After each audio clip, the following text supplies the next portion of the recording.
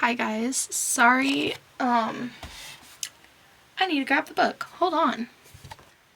Okay, I got it. Hi guys, I know it's been a while since I read this. I know we ended chapter 1, so we are on chapter 2, open book. I know it's been like a month since I read the rest of chapter 1, so it's been like a month since I posted part 2 of chapter 1 and I'm going to be reading chapter 2 now, which is on page 23 if anybody wants to follow along. If anybody has their own book and is planning on following along, and for those who don't know what this is and just clicked on a video, go watch the other ones. But if you don't care and you'll just listen to it, if you're just like listening to this to go to sleep, cool. But anyways, for those who don't know, this is Life and Death by Stephenie Meyer. And it says, there are two sides to every story. You know Belle and Edward, now get to know Beau and Edith. This was in celebration of the 2015 10th anniversary of Twilight. And so I have this book and I'm going to read it today. Okay. Let me just start the music. You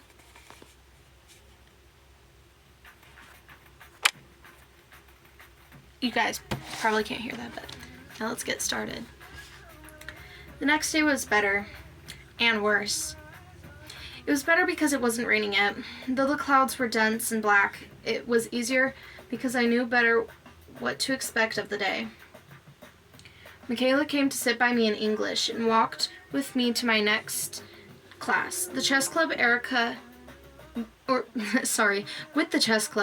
glaring at her all the way there. That was kind of flattering. People didn't stare at me quite as much as they did yesterday. I sat with a big group at lunch that included Michaela, Erica, Jeremy, Alan, and several other people whose names and faces I now remembered. I began to feel like I might be treading water instead of drowning in it. It was worse because I was tired. I still couldn't sleep with the rain beating on the house. It was worse because Miss Varner called on me in trig when my hand wasn't raised and I had the wrong answer. It was miserable because I had to play volleyball, and the one time I didn't dodge out of the way of the ball, I hit two of my teammates in the head with one bad volley. And it was worse because Edith Cullen wasn't in school at all. All morning I was trying not to think about lunch, not wanting to remember all those hate-filled stares. Part of me wanted to confront her and demand to know what her problem was. While I was lying awake in bed, I even imagined out what I would say. But I knew myself too well to think I would have the guts to do it. Maybe if she hadn't been so abnormally beautiful. But when I walked into the cafeteria with Jeremy, trying to keep my eyes from sweeping the place for her and totally failing, I saw that her 4 adopted siblings were sitting together at the same table as before, and she was not with them. Michaela interrupted us and steered us to her table. Jeremy seemed thrilled by the attention, and his friends quickly joined us. I tried to tune into the conversations around me, but I was still uncomfortable waiting for Edith's arrival. I hoped that she would simply ignore me when she came and prove that I was making a big deal out of nothing. She didn't come, and I got more and more tense. I walked into biology with more confidence when, by the end of lunch, she still hadn't showed up. Michaela, who was starting to seem weirdly, territorial about me, walked by my side to class. I hesitated for a second at the door, but Edith Cullen wasn't there either. I exhaled and went back to my seat. Michaela followed, talking about an upcoming trip to the beach. She lingered by my desk till the doorbell rang. Till the bell rang. I'm so sorry. Then she smiled at me wistfully and went to sit by a boy with braces and something close to a bowl cut. I didn't want to be arrogant, but I was pretty sure she was into me, which was a strange feeling. Girls hadn't noticed me much at home. I wondered if I wanted her to like me. She was sort of pretty and everything, but her attention made me feel a little uncomfortable. What was that? Because she'd picked me instead of the other way around? That was a stupid reason. Ego running wild, like it had to be my decision first. Still, it was not as stupid as the other possibility I'd thought of. I really hoped it wasn't because of the time I'd spent staring at Edith Cullen yesterday. But I was kind of afraid that was it. Which was about the stupidest thing possible, really. If I based my reaction to a girl's looks off a face like Edith's, I was doomed. That was fantasy, not reality. I was glad that I had the desk to myself, that Edith wasn't here. I told myself that again and again. Still, I couldn't get rid of this annoying feeling that I was the reason she was gone.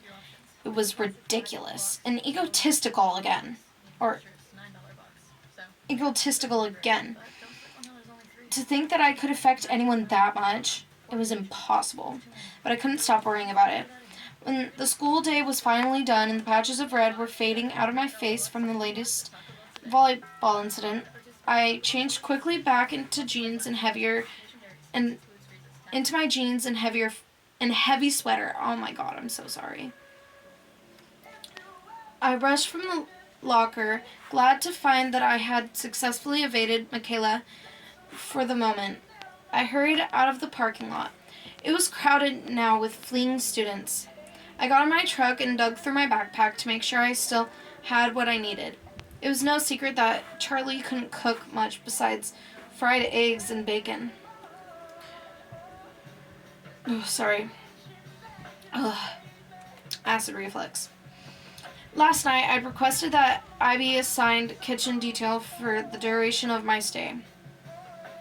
He was willing enough to let me take over. A quick search revealed that he had no food in the house, so I had my grocery list and cash from the jar in the cupboard labeled food money, and I was headed to the thriftway. I gunned the thunderous engine to life, ignoring the heads that turned in my direction, and backed into a place in the line of cars that were waiting to exit the parking lot. As I waited, trying to pretend that the ear-splitting rumble was coming from someone else's car, I saw the two Cullens and Hale twins coming up to their car. It was a shiny new Volvo. Of course. I hadn't noticed their clothes before. I'd been too memorized by their faces. Now that I look, it was obvious they're all wearing stuff that probably cost more than my entire wardrobe. Attractive as they all were, they could have worn garbage sacks and started a trend. It seemed like too much for them to have both looks and money. Though as far as I could tell, life worked that way most of the time. It didn't look like it bought them any popularity here. But I couldn't really believe that. The isolation had to be something they chose. I couldn't imagine any door their beauty wouldn't open for them. They looked at my noisy truck as I passed them, just like everyone else, except they weren't anything like anyone else. I saw that the big blonde guy, Royal, it must be, figured. Anyway, Royal had his hand casually on the hip of a tall girl with dark curly hair, who looked like she was just as familiar with the weight room as he was. He had to be a good 2 inches taller than even I was, but he only had a half inch on her. Though he was obviously pretty sure of himself, I was still kind of surprised he felt comfortable doing that. Not that she wasn't hot, she was super mega hot, but not approachable. Like, not even The Rock would dare to whistle at her, if you know what I mean. The blonde girl caught me looking, and the way her eyes narrowed made me turn straight ahead and punch the gas. The truck didn't go any faster, the engine just grumbled even louder. The thriftway was not far from the school. A few streets south off the highway, it was nice to be inside the supermarket. It felt normal. I did most of the shopping at home, and I fell easily into the pattern of a familiar job. The store was big enough inside that I could hear the tapping of the rain on the roof to remind me where I was. When I got home, I unloaded all the groceries, reorganizing the cupboards until everything was in place that made sense. Charlie's system was kind of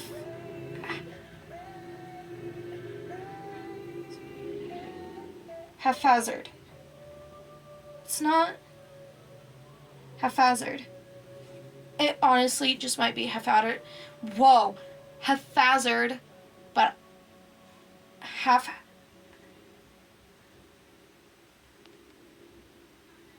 hazard? I don't know. Oh well. I hope Charlie wouldn't mind that he was an OCD about his kitchen the way I was. I hope Charlie wouldn't mind that he wasn't OCD about his kitchen the way I was. Once I was satisfied with the organization, I worked on the prep for dinner. I have a sixth sense about my mom. I realized that I was sticking the marinade-covered steak into the fridge, that I hadn't let her know I'd made it yesterday. She was probably freaking out. I ran up the stairs 2 at a time and fired up the old computer in my room. It took a minute to wheeze to life, then I had to wait for a connection. Once I was online, 3 messages showed up in my inbox. The first was from yesterday while I was still en route. Bo, my mom wrote, write me as soon as you get in. Tell me how your flight was. Is it raining? I miss you already. I'm almost finished packing for Florida. But I can't find my pink blouse. Do you know where I put it? Phil says hi. Mom. I sighed and went to the next. It was 6 hours after the first. Bo, why haven't you emailed me yet? What are you waiting for? Mom. That was from this morning. The last was from this morning. Beaufort Swan. If I haven't heard from you by 5:30 p.m. today, I'm calling Charlie. I checked the clock. I still had an hour, but Mom was known for jumping the gun. Mom, calm down. I'm writing right now. Don't do anything crazy. Bo. I sent that, then started the next, beginning with a lie. Everything is great. Of course it's raining. I was waiting for something to write about. School isn't bad, just a little repetitive. I met some okay kids who sit by me at lunch. Your shirt is at the dry cleaners. You were supposed to pick it up Friday. Charlie bought me a truck. Can you believe it? It's awesome. It's old, but really sturdy, which is good. You know me. For me. I miss you too. I'll write again soon, but I'm not going to check my email every 5 minutes. Relax. Breathe. I love you. Bo. I heard the front door bang open, and I hurried down the stairs to take potatoes out and put the steak into broil. Bo? Bo! My father called out when he heard me on the stairs. Who else? I thought to myself. Hey, Dad, welcome home. Thanks. He hung up his gun belt and stepped out of his boots as I moved around the kitchen. As far as I was aware, he never shot the gun on the job, but he kept it ready. When I'd come here as a child, he would always remove the bullets as soon as he walked in the door. I guess he considered me old enough now not to shoot myself by accident, and not depressed enough to shoot myself on purpose. What's for dinner? He asked wearily. Mom was an imaginative cook. When she bothered in her when she bothered, and her experiments weren't always edible. I was surprised and sad that he seemed to remember that far back. "Steak and potatoes," I answered. Charlie looked relieved. He obviously felt awkward standing in the kitchen doing nothing. He lumbered into the living room to watch TV while I worked. I think we were both more comfortable that way. I made a salad while the steak cooked and set the table. I called him in when dinner was ready, and he sniffed appreciatively as he walked into the room. "Smells good, Bo." "Thanks." We ate in silence for a few minutes. It wasn't awkward. Both of us like quiet. In some ways, we're good roommates. "So, how did you like school? Make any friends?" he asked as he was taking seconds. "Well, I have a few classes with this guy named Jeremy. I sit with his friends at lunch, and there's this girl, Michaela, who's friendly. Everybody seems pretty nice, with one outstanding exception. That must be Michaela Newton. Nice girl, nice family. Her dad owns a sporting goods store just outside of town. He makes a good living off of all the backpackers who come through here." We ate in silence for a minute. "Do you know the Cullen family?" I asked, trying to sound casual. "Dr. Cullen's family? Sure, she's a great woman. The kids are a little different. They don't seem to fit in very well at school. I was surprised to see Charlie's face get red the way it does when he's angry. "People in this town," he muttered. "Dr. Cullen is a brilliant surgeon who could probably work in any hospital in the world, make 10 times the salary she gets here." He continued, getting louder. "We're lucky to have her. Lucky that her husband wanted to live in a small town. She's an asset to the community, and all of those kids are well behaved and polite. I had my doubts when they first moved in, but with all those adopted teenagers, I thought we might have some problems with them, but they're all very mature. I haven't had one speck of trouble from any of them. That's more than I can say for the children of some folks who have lived in this town for generations, and they stick together the way a family should. Camping trips every other weekend. Just because they're newcomers, people have to talk." It was the longest speech I'd ever heard Charlie make. He must feel very strongly about whatever people are saying. I backpedaled. "They seem nice enough to me.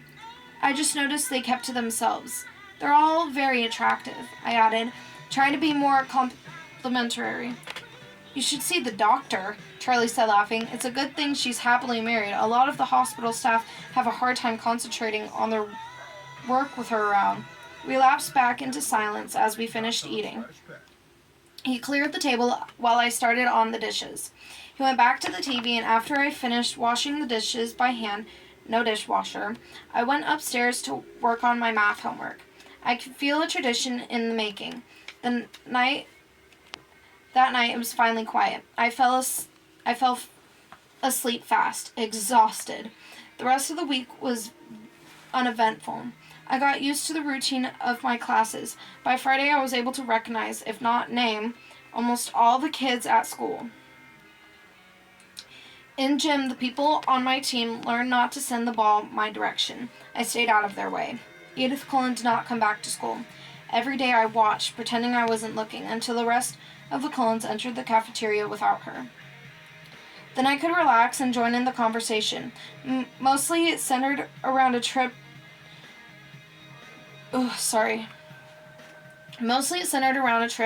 to the Push Ocean Park and 2 weeks that Michaela was putting together.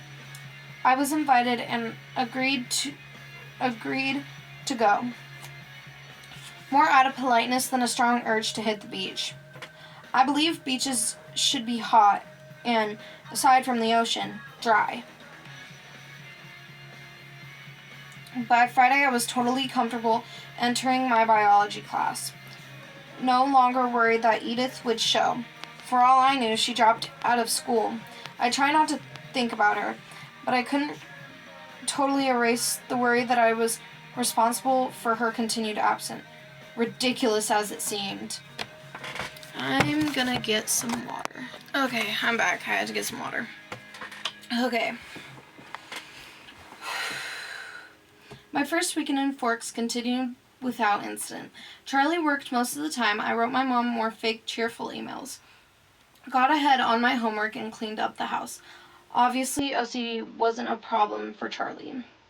I drove to the library Saturday, but I didn't even bother to get a card. There wasn't anything interesting I hadn't read.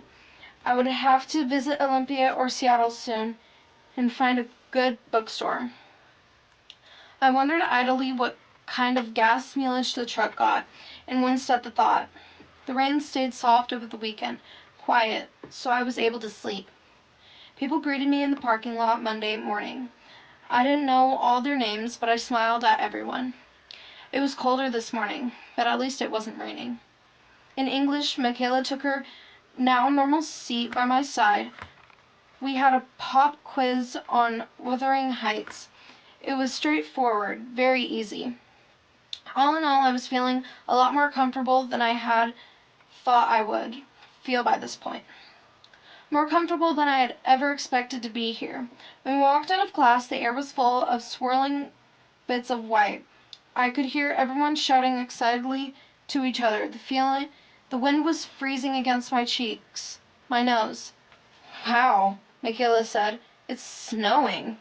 I looked up at the white cotton fluffs that were building up along the sidewalk and swirling erratically past my face.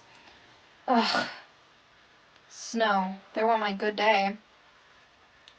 She looked surprised. You don't like snow?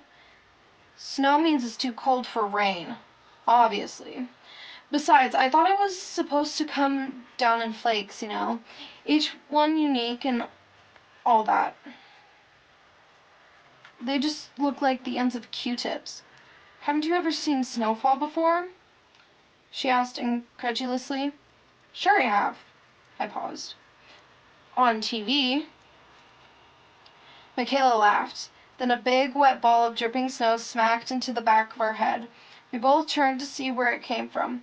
I suspected Erica, who was walking away, her back towards us in the wrong direction for her next class.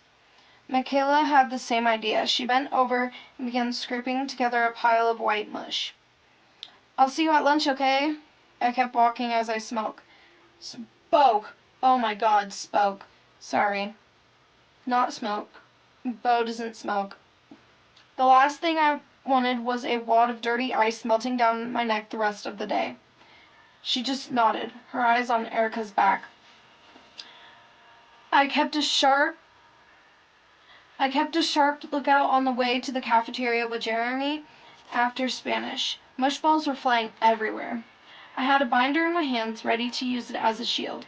Jeremy thought it was hilarious, but something in my expression kept him from lobbing a snowball at me himself. Michaela caught up to us as we walked in the doors, laughing, her usually sleek hair turning frizzy from wet. She and Jeremy were talking animatedly about the snow fight as we got in line to buy food. I glanced toward that table in the corner out of habit. Then I froze where I stood.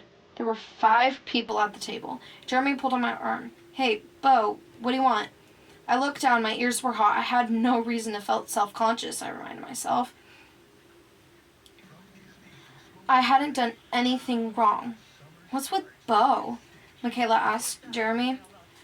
Nothing, I answered. I grabbed a soda bottle as I caught up to the end of the line.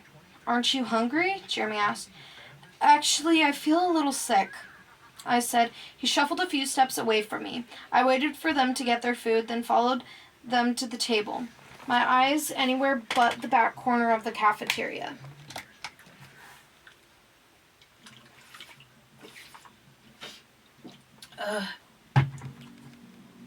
Oh, this is a good song. Okay.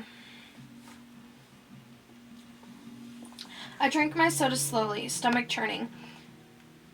Twice, Michaela asked, with a concerned tone that seemed a little over the top how I was feeling. I told her it was nothing, but I was wondering if I should play it up and escape to the nurse's office for the next hour. Ridiculous. I shouldn't have to run away. Why was I being such a coward?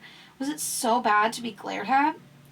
It wasn't like she was actually going to stab a knife in me. I decided to allow myself one glance at the Cullen family's table, just to read the mood. I kept my head turned and glanced out of the side of my eye. None of them were looking this way. I turned my head a little. They were laughing. Edith, Jessamine? I think that's supposed to be Jasmine. It's just spelled weird. Edith, Jasmine, and Eleanor all had their hair entirely saturated with melting snow. Archie and Royal were leaning away as Eleanor flipped her dripping hair toward them, leaving a wide arc of splatters across the front of their jackets. They were enjoying the snowy day, just like everyone else, only they looked more like a scene from a movie than the rest of us. But aside from the laughter and play